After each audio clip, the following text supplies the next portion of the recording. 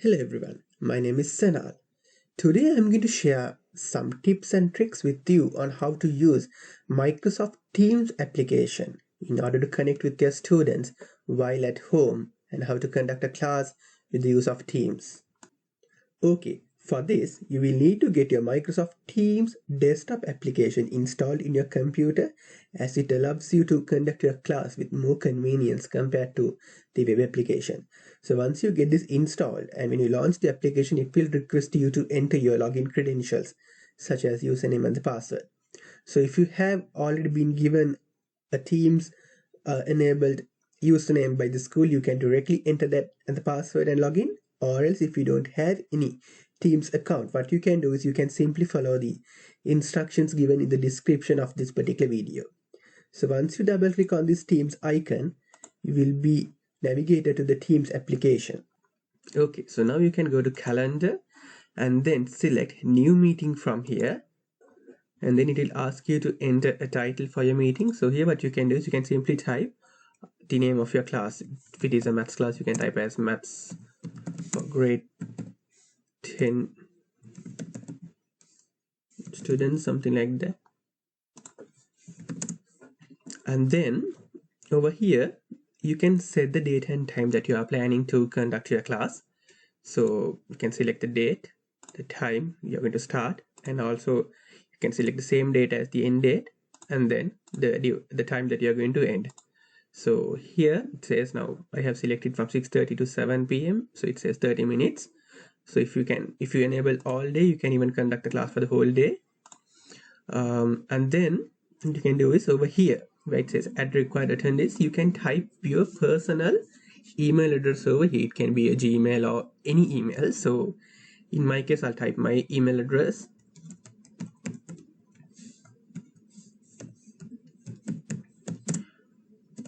Okay, I typed it, and then it says invite my email, so I can click on that, and what I'll do is I will simply click on the send button. So now I will receive an email with a joining link for my Teams. So what I can do now is from a mobile phone, I can check the email and share that particular link with my students through a communication channel such as Facebook group or maybe in a WhatsApp group, something like that.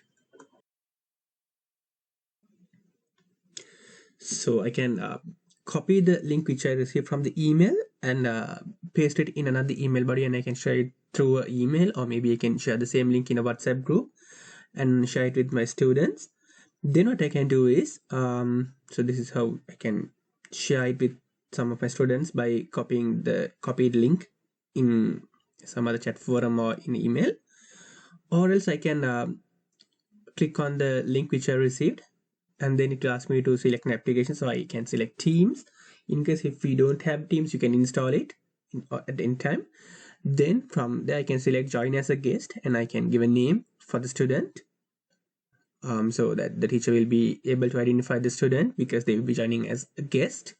So after typing the name, you can click on join as a guest, and you will be taken to the Teams classroom. Okay, so you also can join the meeting by clicking on this join button.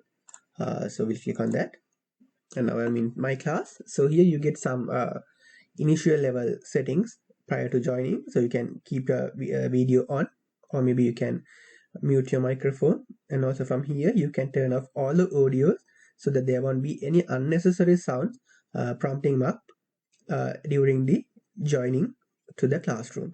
So I'll click on this and I'll join to my class. So I've been taken to my class now. Right, so I'm in my class now, and here it says Senal guest is waiting in the lobby. So here, remember, for your student to get into the class, you will have to accept their joining request. So when you click on this tick, see what will happen in my mobile phone. The interface got changed and the student got into the class. So before starting the meeting or before starting your class, you can unmute the audio. You can turn on your audio and start presenting. And also here you can see microphone icons are there with a cross over the mic. So here what it means is the mic is being muted. So in case if a student microphone is not being muted, you can click on these three dots and you have mute participant option over here. When you click on that, you can mute the microphone. And also always remember to make your student an attendee of this meeting or in the class. Right, so all good. Now I can start presenting by turning on my audio. So now I'll show you all the screen sharing options available in Teams. So here, when you go to share, you have the Teams screen sharing options in Teams. You can share your own computer desktop, or maybe you can share a particular window. It can be a web browser, any window. Also, you can share PowerPoint or other files. So to share a file, what you can do is you can click on browse and you can click on upload from my computer and upload the file so that it will appear here as well as in your students device as well. Also, I'll show you how to share the PowerPoint here. So I'll use this file. When you click on that, it says opening Teams, demo the PowerPoint. So in the mobile phone also it's appearing. So now my PowerPoint is loaded. So now I can start presenting my PowerPoint presentation to my students. So this is how the screen sharing works.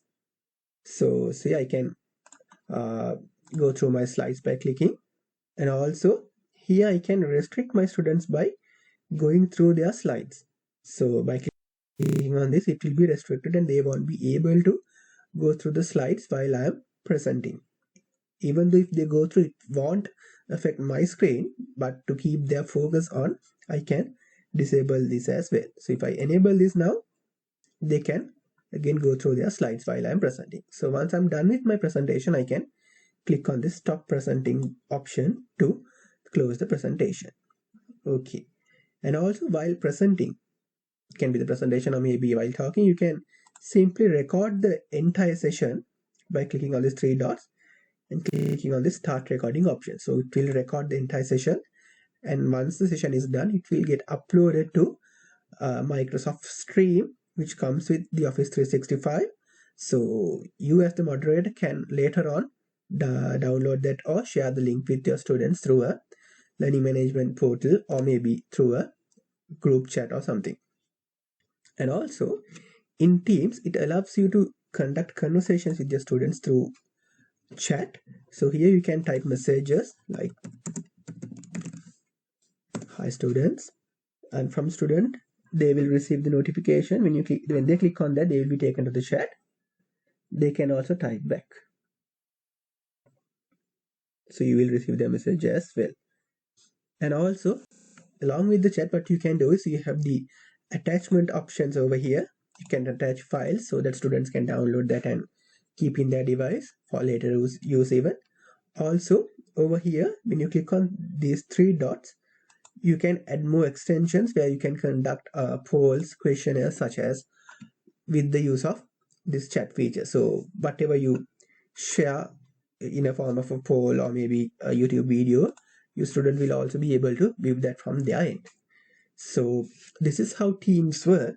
So thanks for watching my video. So if you have any doubts or any queries, please feel free to comment underneath this, so I'll be able to help with you all. Thank you very much.